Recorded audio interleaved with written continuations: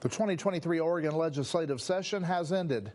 It included the longest walkout in history, but in the waning days, numerous bills and budgets passed. Today, Bola Badabo spoke with local lawmakers. Democrat Emerson Levy and Republican Senator Tim Knopp say there was a lot of headway on things like education and housing.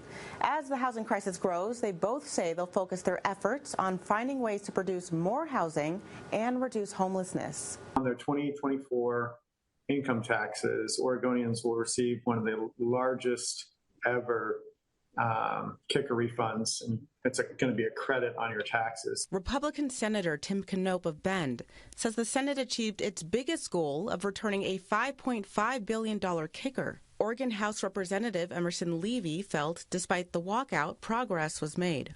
And I believe we came out with really important housing packages, opioid reduction, early literacy, really things that people of Oregon care about. Alyssa's Law, which she helped spearhead, aims to improve school safety. Alyssa's Law is in response to the Parkland shooting, what they learned from that, and which is that in the first 30 seconds of an emergency, those are the most precious seconds, and in the first 3 minutes. By wearing a badge or having an app on their phone, teachers and school staff can contact 911, which allows police to get an exact geolocation of an incident. Whether it is a bad guy event or whether it's a kid that needs help. And for an example, if it's a kid having an allergic reaction, every teacher who has access to an EpiPen or who is CPR certified will get a notification.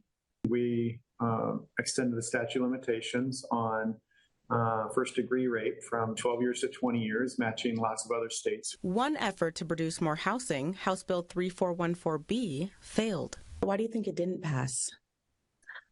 I think that it's a hard question to answer because it's on the Senate side where it ultimately failed. But I think people were afraid that it was too much of a push on our land use system. I think there are a couple of people who, on the Democrat side, who had committed to the governor that said they would vote for it, didn't ultimately vote for it. So it failed by one vote. I wouldn't be surprised if it gets brought back. The bill would modernize Oregon's land use system to provide more land for needed housing. We need more units. We need more units in Deschutes County desperately.